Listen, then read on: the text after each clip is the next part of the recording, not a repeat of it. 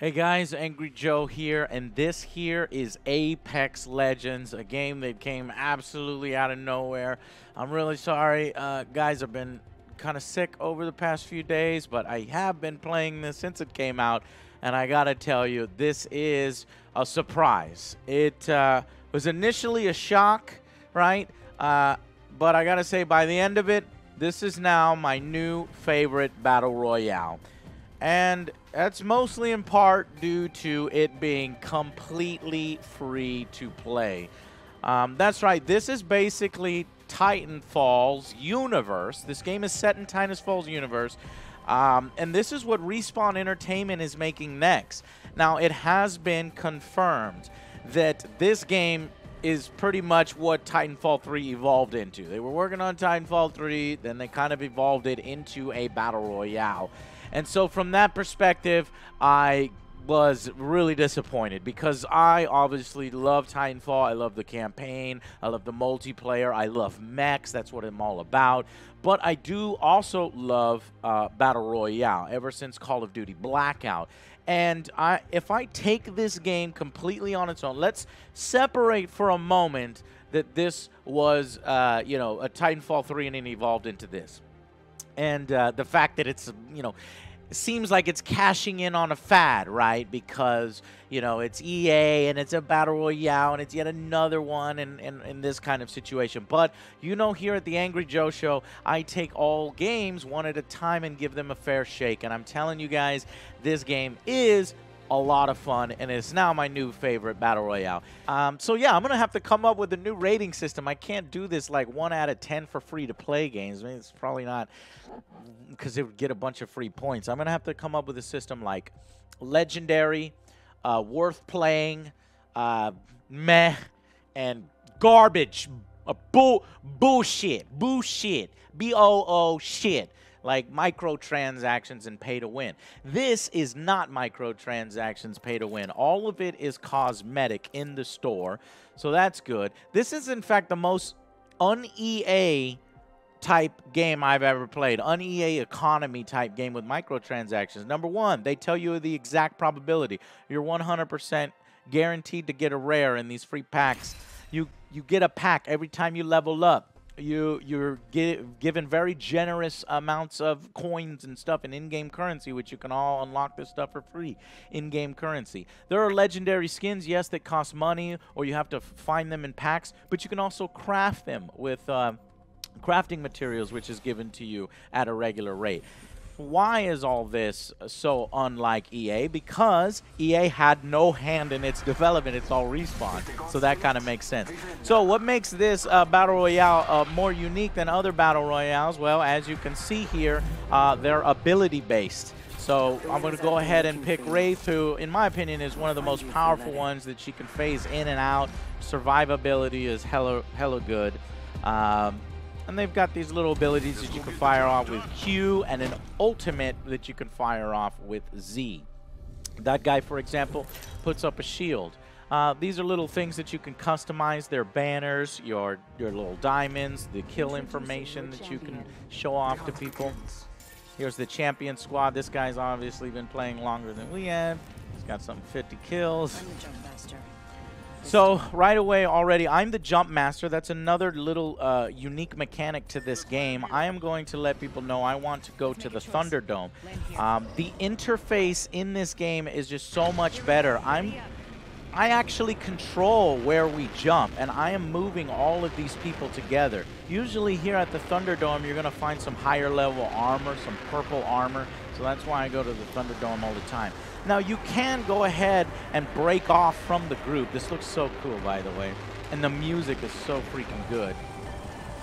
And fuck, he's going to grab that armor before me. No, he didn't. Yeah, boy. All right. So, now, as a group, one of the reasons why I like this Battle Royale, even over Call of Duty Blackout, and you'll notice it's got the bright colors, it's got the good look to it, just like Call of Duty blackout, is how easily and how cool the interface is. Look, I just pinged this blue body armor, so my allies know exactly where the blue body armor is. So communication in this game is done very well. I think the interface is very simple. When you pick up the item upgrades, it goes directly into these slots if it can fit in there. If it can't, it tells you, hey, these weapons, these ones that you have right there don't have that. And so you can see that Pooty935 still needs this, so I'm trying to ping it to him, letting him know that it's over there. All right.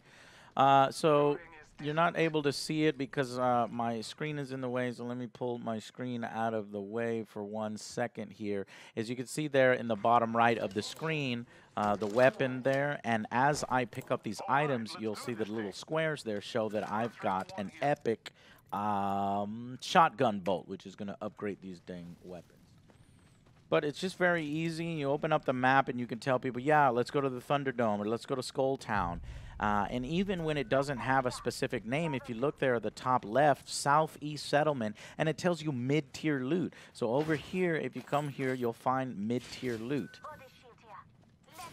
And just like in many other battle royales, you've got this first phase where you're basically equipping your weapons with all the coolest stuff, trying to get the your favorite ammunitions, load up on your armor. That was a shield. You're going to need plenty of those to replenish your shields, and you're going to need plenty of health. Attention. The kill leader has been eliminated. You have these cases here, so kind of like Borderlands in a way, that open up and give you more equipment. And it's very easy. It's not gonna let you. It's not gonna swap out something worse for something better. Notice how I picked up something white and it didn't, you know, change out anything blue. It just slotted it directly in if there is an open available space for it. And then when you need something like this, so I don't need these red shotgun shells. This medic kit is going to be a lot more valuable for us. So they've pinged the next area. I need to be sticking with my team here. They're probably going to. They're looting in Skull Town. So I'm going to go. They're not following me. I can't make these randos do what I say. So I'm going to go ahead and get back with them. You see at the top left-hand corner, there's your timer. Under the map, 1 minute and 2 before the circle starts to close in. Without fall damage, you do crazy stuff like this. You can, you know, scale this little bone structure here. You can get some good kills from the sniper rifle. Or just scale it and jump into the city in unique ways. I could be. No, Angry, come on. I'm on my way.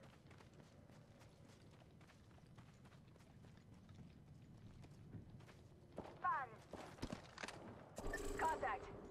And we've already got some contacts. Shit. Come on, say hello. Reloading. Reloading.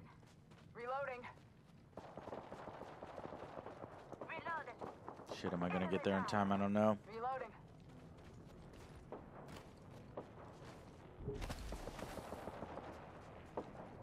Enemy taken out. Enemy spotted.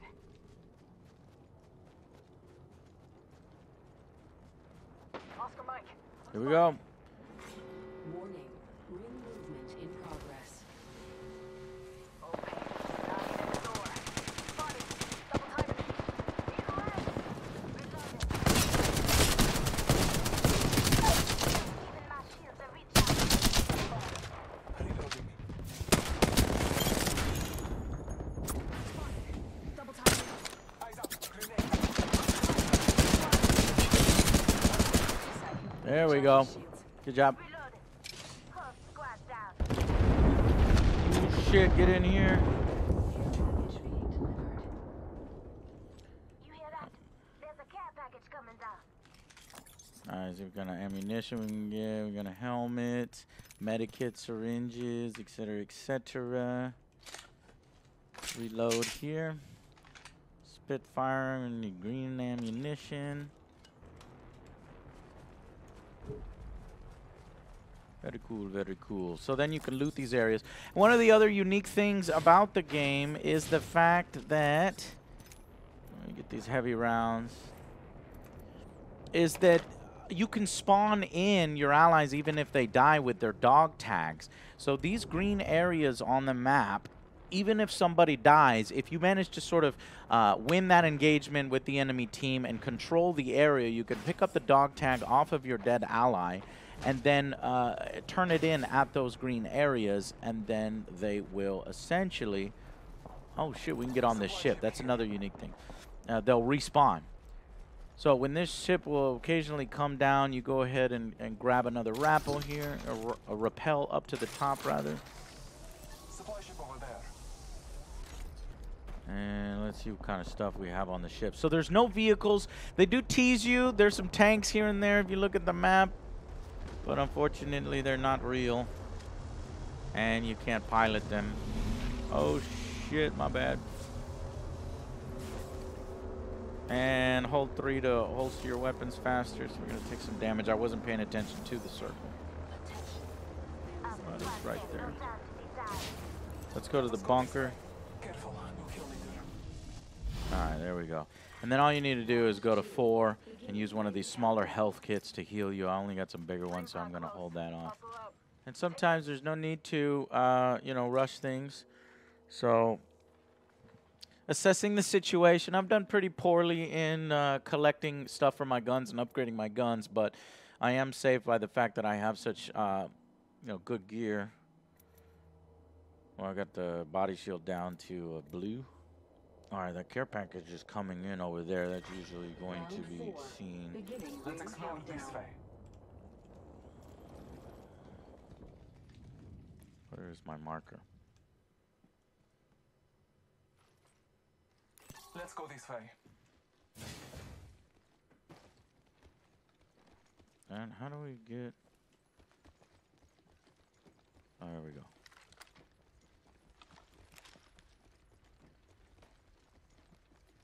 You see anything? I don't see anything.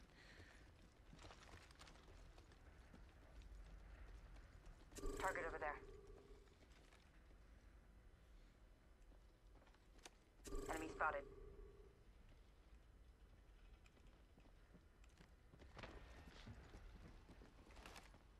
Contact with target.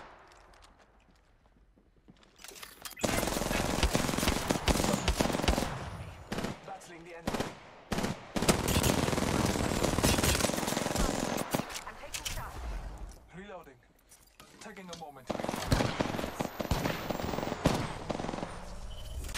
my shield. Ring's pretty close. Reloading. Taking a moment to heal. Shit. Phoenix kit is going to take a little while.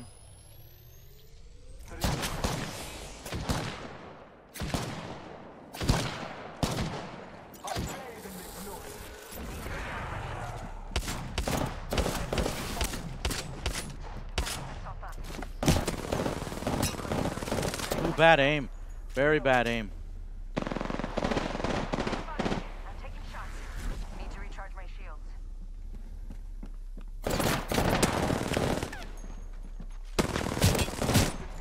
Battling the enemy.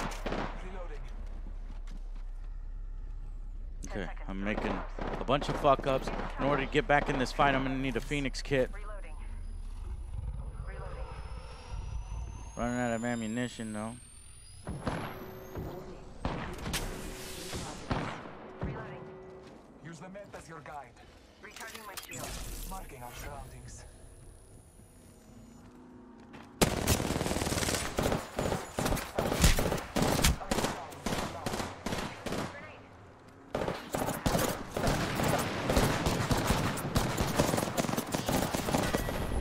Fuck! We gave it a good effort. I had some pretty bad aim there, but I had fun. And see, this is why I like Apex Legends. It gets very addicting. You know what your errors are. In that case, just freaking out because I had a little bit of performance anxiety there as I'm recording all this live real time. But I mean, to have that kind of intensity and freak out, that's the kind of shit that I experience in Call of Duty Blackout, and what makes it so, you know, intense and entertaining for me. So to get that experience for free, never even having to drop a dime, within an economy system that seems very fair. Every time you level up, you get to open a pack. So we'll come over here, open an Apex pack, see what we get. Blue, white, so that's a shitty drop. You get 2 whites, 1 blue. That's as worse as you can do because you're always guaranteed at least 1 rare. So we've got a skin, so that's cool. And you got a skin for this soldier. Pretty standard stuff. I think that might be the weakest part so far is there's no really cool skins to like sort of motivate me to go ahead and drop $10 or $20 in some of these. I did pick up this one because I did want to support the game, so I dropped like, you know, 10 bucks in it. And what's cool about it is, like I said before, the Apex packs, they'll tell you exactly what the drop rate is, as opposed to some other EA games where they hide that shit in mud mode and something like that. Guarantees you at least 1 legendary, and that was the skin that you saw there earlier on Blood Hunter.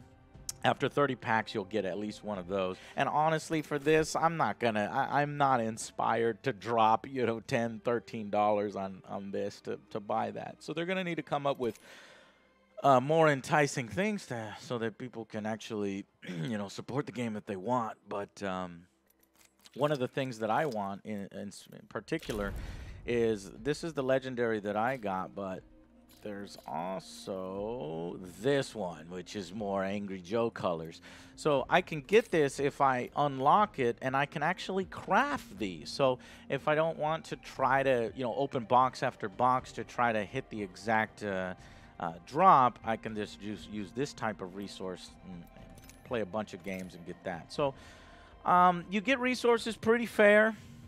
Let me go ahead and bring up the camera again. The guns, so the negatives of the game. I wish I had some stats on some of these guns, fire rate, damage numbers that way, so I can kind of see which one I might prefer. What else? For some reason, this game doesn't allow two people to be in the same house and play, like the same IP address. So if you're roommates, you're shit out of luck. If your brother wants to play, you're shit out of luck. Me and Joe couldn't play with each other because we're technically on the same IP address. They're going to need to address that because it's bullshit.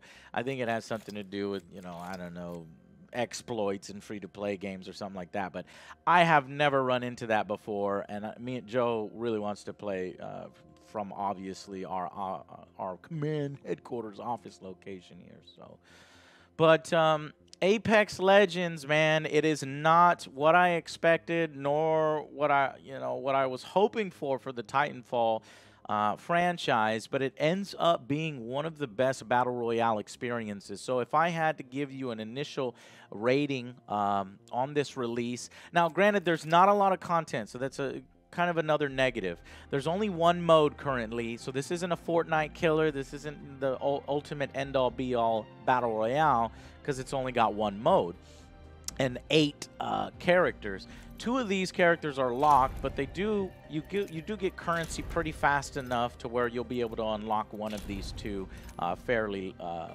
fast, and you could do that with paid currency or in-game currency. You can see I'm about more than half of the way to unlocking Caustic. So yeah. Anyways, guys, that is my initial impressions on Apex Legends. I'm gonna give it a final verdict, and like I said, I have to come up with a new rating for free-to-play games on the AngryJoe Show. So I think I'll go with, I'm going to go with a play it. This is definitely a play it. It's not a legendary, like I would put Warframe in that legendary free-to-play area. I think it's 1 level below that. It's definitely something worth playing, okay? And it is not pay to win. We'll give it the play to win badge, certifying it as having a fair economy, at least at launch.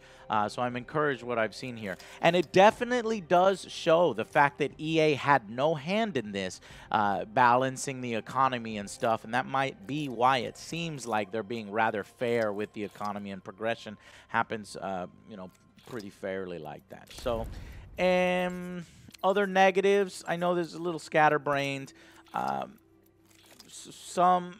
Some heroes' powers are a little bit more powerful than others. Wraith, oh man, she can survive so well with her phasing to and fro. But so far, every legend, so to speak, has been fun to play with. So you're going to find something that you like, guys. Pleasantly surprised, little disappointed, but it doesn't mean that we won't get to see more Titanfall in the future. In fact, I do think we'll see more Titanfall in the future. And in the meantime, we got this game. Maybe it didn't take them as much resources to create this game as it would have a full Titanfall 3. And remember, Respawn is also doing the new Star Wars game. So just think about this as something we can play until that comes out, and then maybe they could devote their resources into the next Titanfall. Okay, guys? Thank you so much. This is going to be surprisingly one of the positive